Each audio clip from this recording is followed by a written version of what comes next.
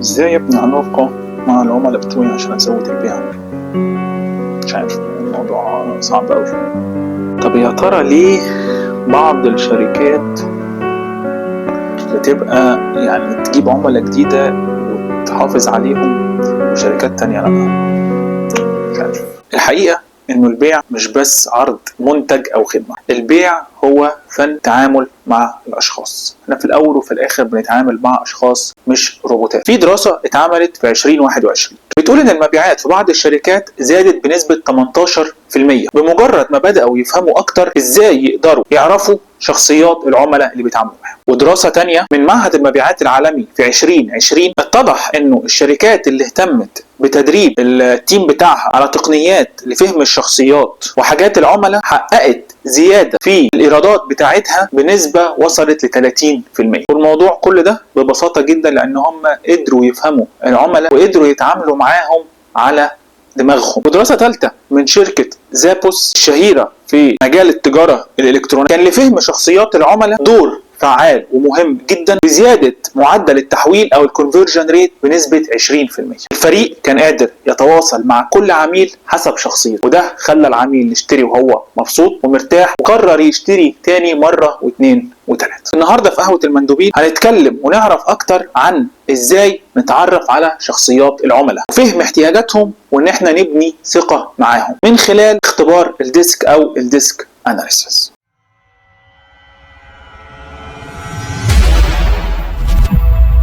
اهلا وسهلا بكم، معاكم ريمون ابراهيم وحلقه جديده من قهوه المندوبين. هات كوبايه الشاي او كوبايه القهوه بتاعتك ويلا بينا ندردش. اختبار الديسك او الDISC هو اختبار مهم لفهم شخصيه العملاء او الناس اللي بتتعامل معاهم، يساعدك تفهم سلوكياتهم وتصنيفاتهم. النظام ده بيعتمد على ان هو بيقسم الشخصيات لاربع انواع باربع الوان. ببساطه الديسك اناليسيس ده عباره عن 4 مربعات او 4 كوادرانت. عندنا اكس اكسس وواي اكسس. الاكس اكسس هيبقى الفوكس، اقصى الشمال هيبقى تاسك فوكست، الاقصى اليمين هيبقى بيبل فوكست. على الواي اكسس هيبقى الاكتيفيتي بتاعته، فوق هيبقى اكتيف، تحت هيبقى ريفلكتيف او thoughtful. الاربع انواع دول هم اول حاجه الدي او الدومينانس او المهيمن، وده اللون بتاعه بيكون احمر. تاني نوع هو الاي او الانفلونس، وده التاثير، وده اللون بتاعه بيكون اصفر. ثالث نوع هو الاس، وده هو steadiness او الاستقرار، وده اللون بتاعه بيكون اخضر. واخر نوع او رابع نوع هو السي conscientiousness، وده هو الضمير، وده اللون بتاعه بيكون الازرق. الاربع الوان دول لو رجعتوا هتلاقوهم موجودين في حاجات كتيره، او نفتكر كده هتلاقوهم موجودين كانوا في لوجو الويندوز، موجودين في لوجو جوجل، هتلاقيهم موجودين في حاجات كتيره وفي كتب كتيره من اللي موجوده في السوق. تعالوا نعرف اكتر عن انواع الشخصيات اللي في الديسك اناليسيز، خصائص كل واحده علشان نعرف ازاي نتعامل معاهم وازاي نوصل لافضل النتائج مع كل شخصيه فيهم. اول نوع في الفور كوادرانتس دول في الديسك اناليسيس هو الدي. الشخصيات اللي في الجروب ده بتلاقيها شخصيات تحب الانجاز. الشخصيه دي لو اتصل بيك مش هيرغي معاك، هيتصل بيك عشان معلومه او سؤال ياخده خلاص. بيركزوا على النتائج، يحبوا يكونوا مسيطرين في كل المواقف، يحبوا يتحركوا بسرعه، ياخدوا اكشن سريع، ولكن في نفس الوقت يحبوا يركزوا قوي ويفهموا ايه المشاكل وايه العوائق اللي ممكن تقابلهم. الخصائص ان هم بيشوفوا الصوره الكبيره، ما بيدخلوش في التفاصيل، وياخدوا قرارات سريعه وبيحاولوا يحققوا نتائج سريعه. الشخصيات دي غالبا هتلاقيها في الاماكن الاداريه او القياديه، الاماكن اللي محتاجه قرار سريع، حسب القرارات وشجاعه في اخذها. لو انت عندك عميل من نوع الدي، ازاي تتعامل معاه وازاي تبيع له؟ لما تيجي تعرض المنتج بتاعك او الخدمه بتاعتك ما ترغيش كتير، خليك تو ذا بوينت، خليك مباشر وسريع في تقديم العرض بتاعك. خلي تركيزك على النتائج اللي هتتحقق من المنتج او الخدمه اللي انت بتقدمها. دايما اتكلم على ايه مش ازاي. ايه اللي هيحصل لما تاخد المنتج، اتكلم عن النتائج اللي هتعود عليه، ولو هتقدم اي اختيارات خليها واضحه جدا. ايه اللي ما تعملوش لو انت هتبيع للعميل الدي؟ ما تدخلش في تفاصيل، افتكر ان الشخص ده مش اجتماعي، فما تقعدش تصبح عليه وتحاول تبقى تو ماتش سوشيال. تاني نوع معانا هو نوع الاي. الناس اللي من النوع الاي تلاقيهم اجتماعيين، تلاقيهم بيحبوا التفاعل الاجتماعي، متفائلين اجتماعيين وبيحبوا التعاون.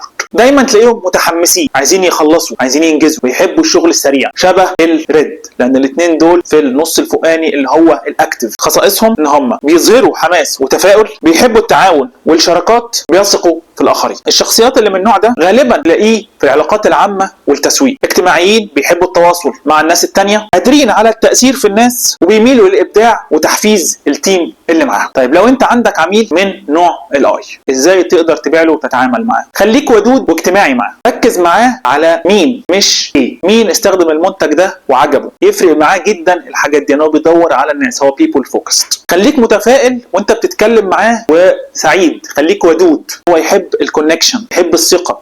خلي العرض بتاعك دايما انه يبقى مبني على الثقه اللي بينك وبينه. ايه اللي ما تعملوش؟ ما تركزش على التفاصيل، زي الدي هو مش محتاج تفاصيل، وعكس الدي خالص ما تكونش رسمي زياده. احنا كده عرفنا الاثنين اللي في النص الفوقاني او الجزء الاكتف، عرفنا الدي وعرفنا الاي.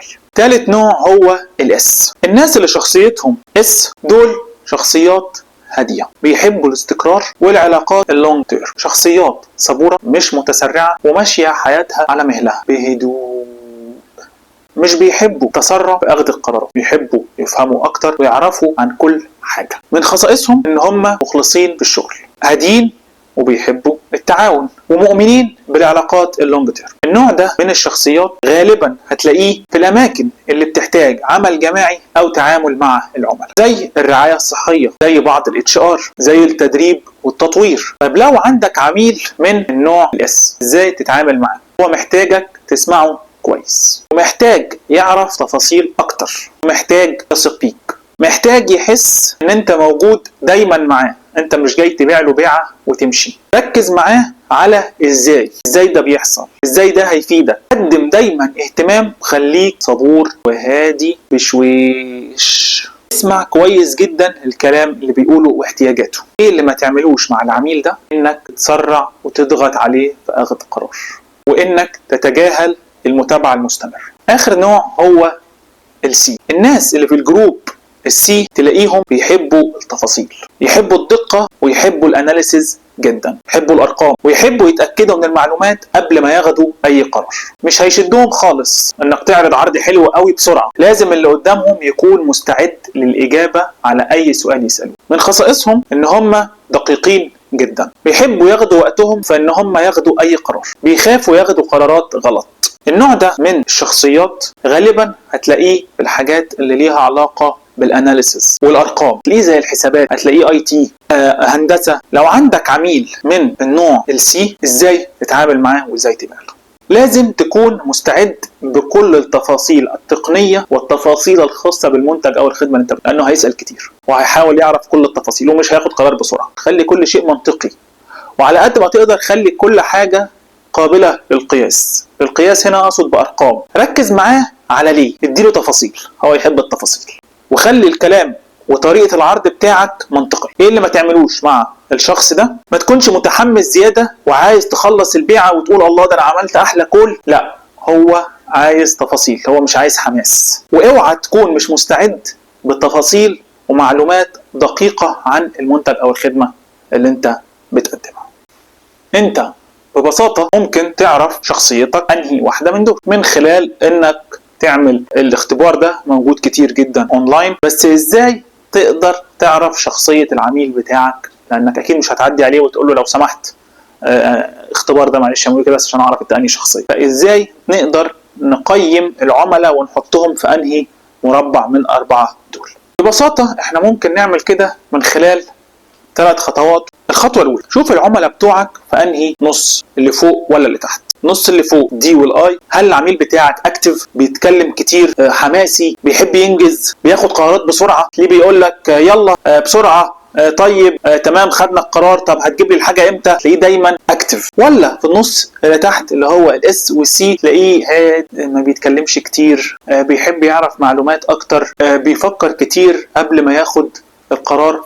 ليه يقول لك طيب سيب لي الحاجه دي انا هقراها وهرد عليك ان شاء الله في خلال اسبوع، او ممكن تبعت لي الحاجه دي عشان اقراها. تلاقيه دايما على مهله ومش اكتف وما بيتكلمش كتير. الخطوه الثانيه، شوف العميل بتاعك في انهي نص، اليمين ولا الشمال. هل هو في النص الشمال اللي هو تاسك اورينتد، سواء الدي او السي؟ ده تلاقيه بيسال كتير، عايز يعرف اكتر، عايز يفهم، عايز يتاكد المعلومات اللي فهمها دي صح. تلاقيه بيقول لك ابعت لي اخر استادي، او ابعت لي المعلومات، او ابعت لي السبيكس، او ابعت لي حاجات حاجات عن ناس اتكلمت عنها، تلاقيه دايما بيتكلم على التاسك، وممكن تحس ان هو اجريسيف في الكلام، يعني ممكن يكلمك ابعت لي حاجه، ما يقولكش صباح الخير حتى. ولا هو في الجزء اليمين او النص اليمين اللي هو الاي او الاس، الشخص اللي هو ودود وتلاقيه بيقول لك حبيبي عامل ايه، فينك وحشتني، فينك من زمان، يا عم قريت الكلام ده وتمام وحلو. الخطوه الثالثه، حط الاثنين دول على بعض.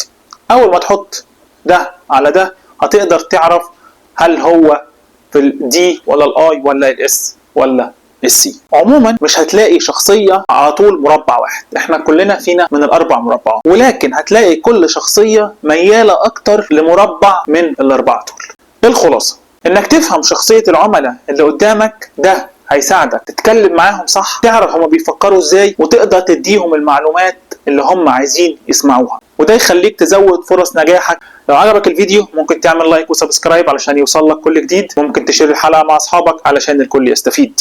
ولو تحبوا تعرفوا اكتر ممكن تنزلوا تبصوا بص على المصادر، اقروا اكتر عن الديسك اناليسيز وجربوها، واكتبوا لنا في التعليقات عن رايكم وعن النتائج اللي حققتوها، وتحبوا تسمعوا ايه في المرات اللي جايه. شكرا.